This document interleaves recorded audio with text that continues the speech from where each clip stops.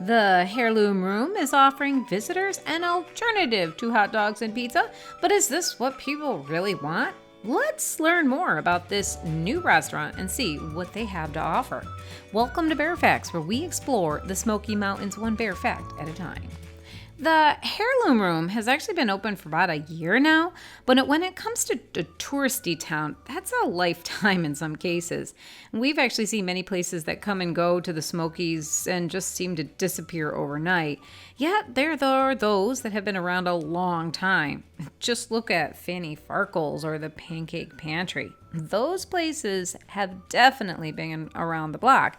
And it makes sense that one sells hot dogs and the other was pancakes. So, that's what people want here. They like that kind of stuff. So, introducing a more fancy fare, that seems like a risky move, right? Look around. There are very, very few high-end food places in the area. Expensive. Yeah, there's a lot of expensive places. The high-end?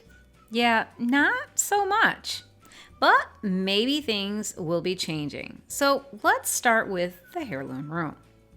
The Heirloom Room is, like I've already said, a higher end food place where the average price of a steak starts at $60, and that doesn't come with any sides. This is not the place you bring your 2-year-old or any picky eaters. Their menu is designed to appeal to people who like a little adventure in their menu or want to experience what a $110 steak would taste like. It's definitely not for people on a strict budget or people who just don't like truffles on their fries. I'm not even sure what that is, actually. But maybe we should start with telling you about where the restaurant is and give you a little background information before we delve into their prices and the menu. The Heirloom Room is in Gatlinburg on 321, and it's across from the Hillbilly Golf Course and the Moonshine Mountain Coaster. Yeah, it sounds pretty redneck, I know, but no, this is actually a truly high-class place with cloth, napkins, and prices that match their reputation. The building itself is actually over 100 years old, predating the Gatlinburg Charter and the establishment of the Smoky Mountain National Park.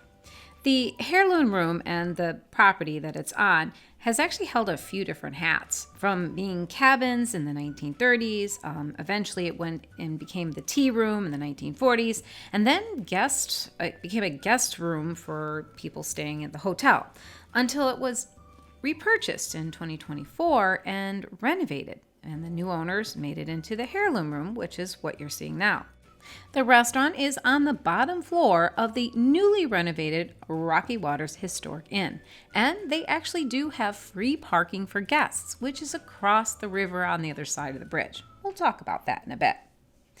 As I've already said, the Heirloom Room is a new restaurant, but in an old building. The owners are looking to try and bring more upscale accommodations to Gatlinburg and the surrounding areas.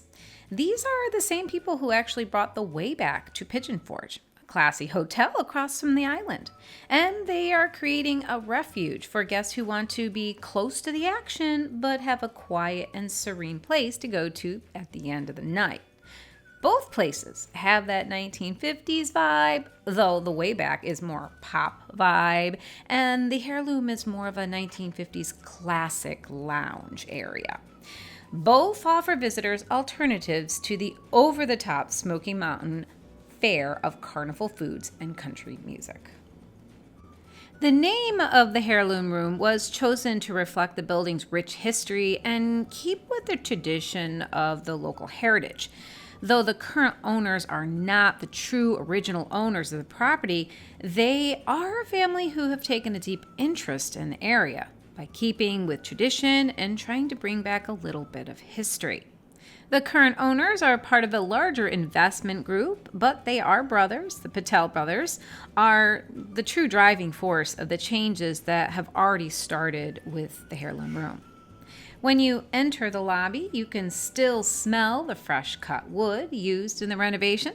It feels like you're walking into an old lodge with cozy cushions, trout print paper, and shelves full of unique antiques that make you feel like you're back in the 1950s or 60s. As you enter, you'll see a full-service bar for guests to sit and wait for their table or just enjoy an evening drink. But what makes the dining room even more pleasant is the view. The entire dining room faces the Little Pigeon River.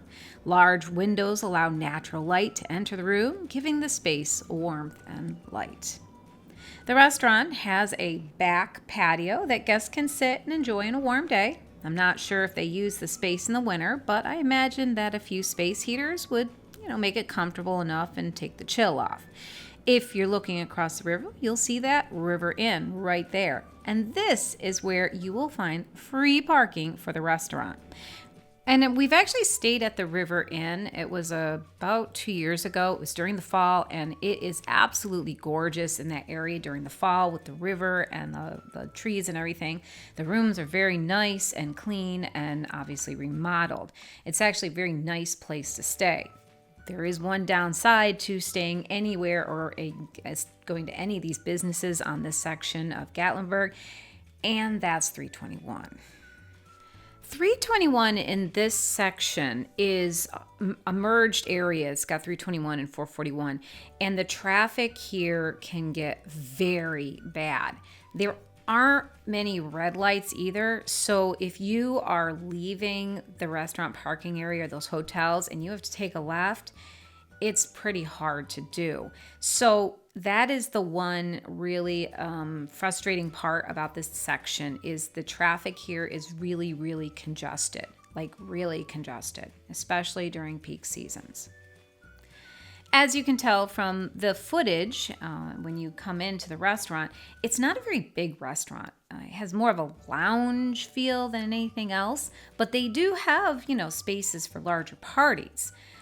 Regardless, I would highly suggest getting a reservation if you're planning to visit. Even if you're there with just 2 people, get a reservation, and you can get that through their website. Okay, so now that I've described the restaurant, where it is, and given you this little background information, let's talk about the reason you're here, which is to eat. Well, some of you might be drinking, but to eat, that's the reason you're here. And we'll take a look at the menu. As you can see, the Heirloom Room has a diverse menu of items. They do have the salmon, they have lamb, pork chops, or steak. There's a chicken dish as well, so they have a large variety of meat dishes, but not so much as vegetarian. There are some vegetarian choices on there, but just be aware that if you do have a vegetarian in your party, they will have a lot more limitations. One thing the restaurant does offer is bread, a basket of bread with your meal. The bread is a focaccia bread, an Italian flatbread, I guess. It's infused with rosemary and garlic.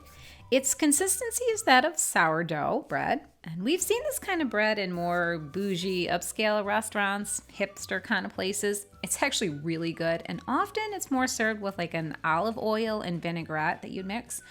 But they do give you butter here. We're in the South, I guess. Butter is mandatory for everything you eat. Still quite delicious one way or the other. As I've already mentioned, they have quite a diverse menu of items, but the reason why we came to the Heirloom Room this time was because we had actually heard from one of the locals that the charcuterie board is really good. So I'm like, I love bread and cheese. It's like, I love it. So I'm like, okay, let's go. Let's give it a try. I didn't even have to look at the menu. I knew what I wanted. Now, I do have to give you a heads up that the charcuterie board here is very unique, all right? I'm going to probably mangle half these names, but the board has a duck prosciutto, a country pate, house-made beef, selection of different artisan cheeses, smoked apple butter, grilled baguettes, burgundy poached pears, and some kind of a seasonal fruit. This case I think it was an apple. It's a very large board and very shareable, but if you do not have an adventurous spirit, stay away. And if you've watched my channel often enough, you know my husband would not touch this board with a 10-foot pole. He didn't even want to look at it. He's like, that looks gross. Fair, it did have some unique items on there. Anyway, let's talk about what he ended up getting. There are steaks on the menu, so if you do have a picky eater like I travel with, they do have steaks. Their steaks tend up being a little bit more expensive. So we tried the 10-ounce New York dry aged strip, and it was good.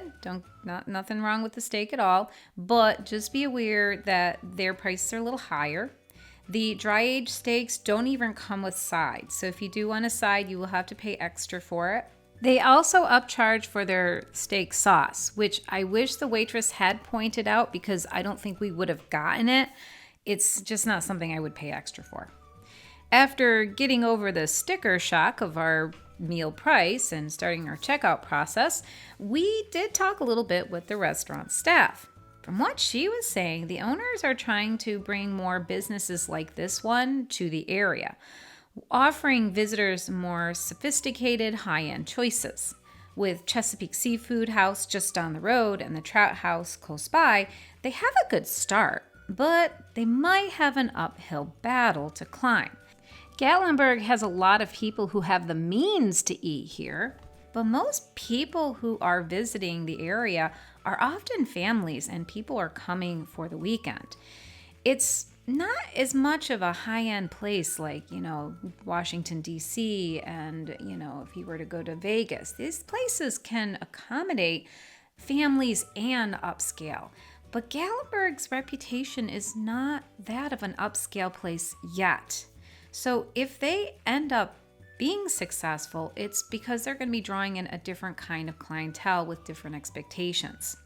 And if you are ever driving around the Gatlinburg area, you'll see that most of the visitors enjoy, a slab of ribs, greasy pizza, and Mexican burritos. These are the restaurants that are successful and are often driving the restaurant industry in the area. So seeing more of these upscale bougie places, I don't know. I guess we'll see. It'll be very interesting to see where they go with this and if they are having more success. The service here was very good. The restaurant is in a beautiful location. It's very well staffed and maintained. It's in a quiet area, which I love because I'm not one for big noisy areas. And though it is more upscale, you could go in with shorts. There is no dress code or anything like that. Just make sure you get a reservation because that's one thing I wouldn't try to go there without. I hope this video helps you plan your own visit to the Smoky Mountains. You're getting an honest review from our personal experiences, but facts and things change and places close. You know how that goes. Please keep us in the loop if you learned anything new and want to share your experience in the comments. Thanks again for visiting us at Fairfax of the Smoky Mountains. Please click that like button and subscribe to our channel.